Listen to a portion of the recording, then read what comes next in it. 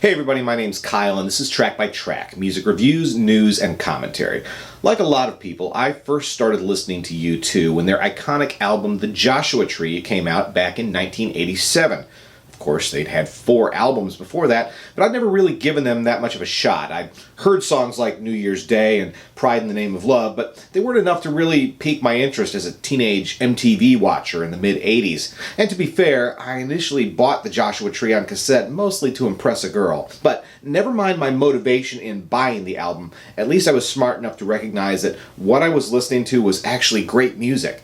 More than great, in fact, a musical masterpiece. And I'd say the same thing about their follow-up studio album, 1991's Achtung Baby. So after releasing 2 iconic albums within just 4 years, U2 had set the bar pretty high for everything that would follow. Now, I don't think they've come close to the level of brilliance of those 2 albums on anything that they've released since, but All That You Can't Leave Behind was a strong contender. Regardless, I've at least liked everything that they've put out over the past 30 years. I even enjoyed the much maligned Songs of Innocence. I mean, I'd have bought that album the day it came out anyway, so to discover that it was already loaded onto my iPhone, I sure wasn't about to complain. But it wasn't too long after Songs of Innocence came out that the band started talking about a follow-up album to be entitled Songs of Experience. Now, I have to say, I was immediately skeptical about this news. First of all, U2 isn't known for being speedy when it comes to putting out new music.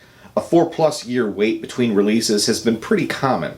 But the way they talked about Songs of Experience made it sound less like a follow-up and more like a companion album. Now, I'm all for getting more music from a great band, but I'd rather see them focus their energies on a true new album rather than theoretically polishing up songs that weren't strong enough to be included on Songs of Innocence. It was beginning to sound like Zooropa all over again.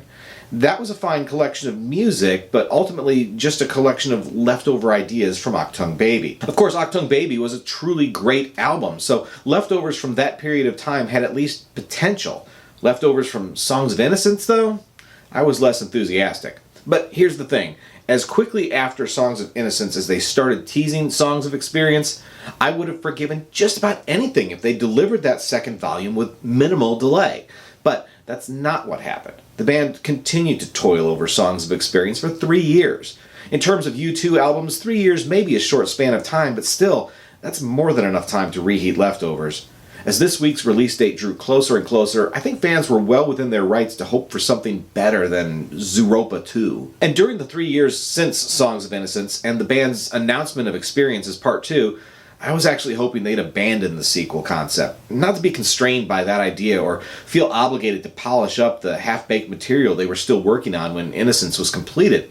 Why not just focus on delivering a whole new album? To be fair, I've heard a fair amount of the material on Songs of Experience is actually, new, meaning written after Songs of Innocence rather than around the same time. But still, call it a sequel, call it part 2, call it a companion album.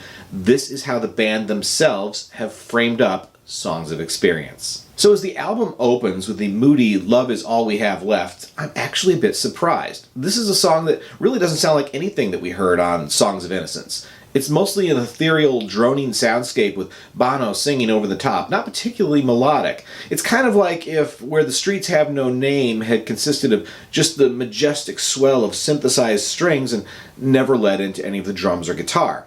And clocking in at just 2 minutes and 41 seconds, it's the shortest song on a U2 album since The Unforgettable Fire. And I have to say, shorter is better here. It's not a very interesting track. Sure, there's that bit of auto-tuned effect on Bono's voice that you're hearing about in every review, but it's not as if he's gone full tilt Cher here. As Lights of Home starts up, though, we start to hear a U2 that is more recognizable. If this is a holdover from the previous album, I can definitely hear it. It's got some of that gritty retro sound that we heard on several of the songs a few years ago. I liked it then, and I like it now. What I don't like is the fact that the guitar riff that opens the track and is central to the chorus is borrowed from indie rock's sister act Haim. In fact, it's a carbon copy of a riff from one of my favorite songs on their 2013 debut album. Now, to be fair, U2 did work with Haim as they were developing this album, and they give the girls credit for the music here. I just wish they'd gone with an original riff instead of borrowing someone else's. Anyway, I still like the song.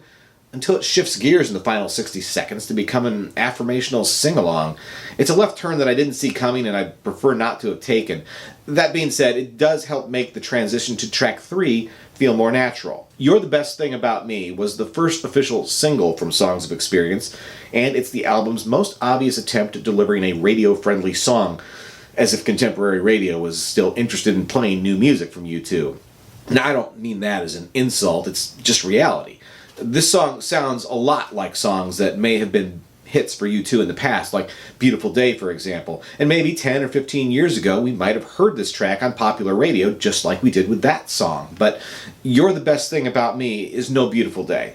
With lyrics like, how bad can a good time be? Or even, I'm the kind of trouble that you enjoy on the chorus. You can't help but feel we've heard this song before from this band, but better. And while I do like the fuzz guitar on the verses of this track, I'm actually annoyed by the drumming on the chorus and the bridge that feels like it's been lifted off 100 other dancey guitar-driven songs. On Get Out of Your Own Way, we get another familiar U2 formula. Listen to the rhythm of the lyrical delivery on the verses here. We've heard it many times before on multiple U2 records. Maybe it's one of Bono's trademarks, but it feels a little cliche here. But leave it to Bono to turn a mantra into a song. It's a positive enough message, I guess, even if the song does plagiarize Mike Tyson's famous "Everybody's Got a Plan" quote.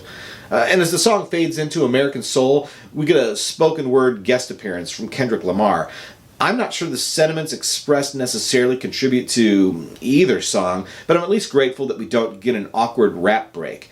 Kendrick Lamar is a great artist, but if the band had let him cut loose on one of these tracks, I have no doubt it would have sounded forced, not to mention pretentious, if you can imagine that. Still, I do like American Soul. It's got a grittiness that's refreshing after the decidedly safer sounding previous tracks. I do wish they'd pushed it a little further, though, added some funk to the rock, maybe. If Lenny Kravitz was from the UK and he'd released this track, imagine how that might have sounded. The foundation is there, but we just needed these boys from Ireland to cut loose a bit more. By the way, I do want to add that I have no doubt that Bono has been feverishly itching for an excuse to use the phrase "refugeesus" since the very moment it popped into his brain. I wouldn't be surprised if this entire song was written for that very opportunity. So remember how I talked about U2 borrowing the guitar riff on track 2? On track 6, it sounds like they're borrowing from Foster the People. I got a distinct pumped up kicks vibe right away. If you know the song, then when you hear Summer of Love, you'll know exactly what I'm talking about. Still,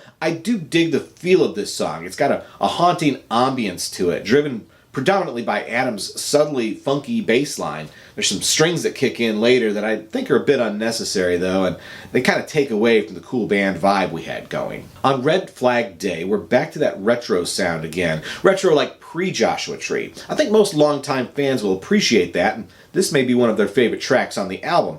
But then again, I know there's a lot of those early fans that abandoned the band years ago, figuring they'd never see U2 go back to the sound of Boy, October, or even Unforgettable Fire. Well, if they're still listening, here it is. Now, I've used the word retro to describe several songs on this album, and I'll use it again to describe The Showman. But with this song, I don't mean retro U2, I mean retro rock and roll. Retro like Buddy Holly retro. At its core, The Showman is an old school rock and roll song. Sure, it's updated to sound like U2. But if you strip it down just a little, this song could soundtrack a late 1950s sock hop. And don't take that as an insult, because this is actually a really cool track. I could totally hear this song on a Vampire Weekend album too, so maybe this is U2 trying to appeal to hipsters. I don't know, but anyway, it's one of the best songs on the album. Following that high point, we get The Little Things That Give You Away, the only new U2 song played live on their recent Joshua Tree tour.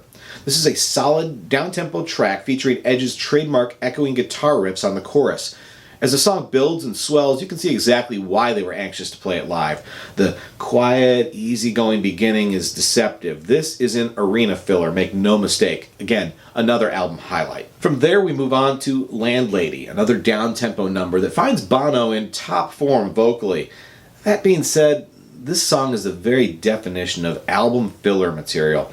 There's nothing remotely interesting or memorable about it. It's just there. Next, buried all the way down at track 11 is the Blackout, the song that served as our first introduction to Songs of Experience a couple of months ago, although as a live version rather than the album version. The funny thing is, I think the live version did a much better job delivering a sense of energy and urgency than the studio version on the album does. Still, I really like how Adam's bass takes the melodic lead on this song, complemented by the stomp of Larry's percussive drumming. Now, that's not to say that Edge's guitar work isn't good. On the contrary, I think he recognizes its rightful place in the song, and that's filling in the background textures rather than being in your face.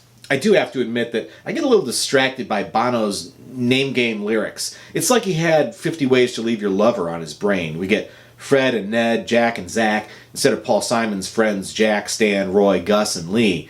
It could be the same Jack in both songs, though, I don't know. At any rate, the Blackout still ends up being one of my favorite tracks on the album. Okay, I'm going to use the R word again here to describe Love is Bigger Than Anything in Its Way. This time we're talking retro as in 80s. And I don't mean 80s U2, I mean 80s like St. Elmo's Fire soundtrack. I could tell the guys are shooting for anthemic here, especially on the sing-along ending. And while that trick didn't quite feel right back on the second track, it's a natural fit here. But that doesn't make this a good song. It's not a bad song either, just a formulaic one. Finally, we reach track 13, titled 13, subtitled There Is a Light. Earlier in this video, I talked about this album being set up as a sequel to Songs of Innocence, and this final track is exactly that. Basically, this is Song for Someone Part 2. The track features a callback to the chorus of the original song from Innocence, only now we're able to identify who that someone is. Someone like me, Bono sings.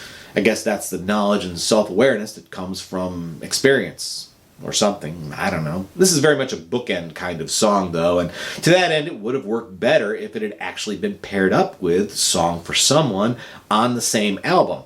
3 years later, and lacking as much melodic drive as that original track, I don't think that 13 delivers the kind of satisfying conclusion to the two-album songs cycle as the band intended. Songs of Experience just sort of ends with a shrug. So I have to say that going into this new album, I was not feeling optimistic.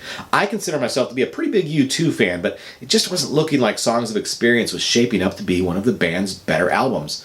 And to be honest, it's not. But I was preparing myself for something, I don't know, bad is too strong a word really, but I was ready to be let down. I thought the first few songs the band shared from this album were okay at best, which wasn't a good sign. But after digging into the rest of the music, I think it's safe to say that the best songs are the ones that probably won't ever be singles. And tried and true U2 fans know that's been the case more often than not on many of their albums. This is a band that's at its best when they're not aiming for airplay. I have to say, though, that I'm still not sold on this album being Songs Volume 2. I don't think it effectively delivers on that concept. Now, I know I said I didn't want them to do a Volume 2 in the first place, but if they're going to do it, I'd rather see them be successful at it. With Songs of Experience, I don't think they are. The problem is, I don't think it quite gels as a cohesive, independent album either. Had they gone with a different title and not tied it directly to its predecessor, it still would have felt like a bit of a disjointed affair. But Zooropa 2, it is not. It's better than that. So, I'm giving Songs of Experience by U2 an X rating of 6. It's a respectable effort that thankfully manages to avoid collapsing under the weight of expectations and self-importance. And along the way, the band cranked out a few really good songs, too. Hopefully, when they reconvene in a couple of years to start work on album 14, they'll start with a truly fresh perspective.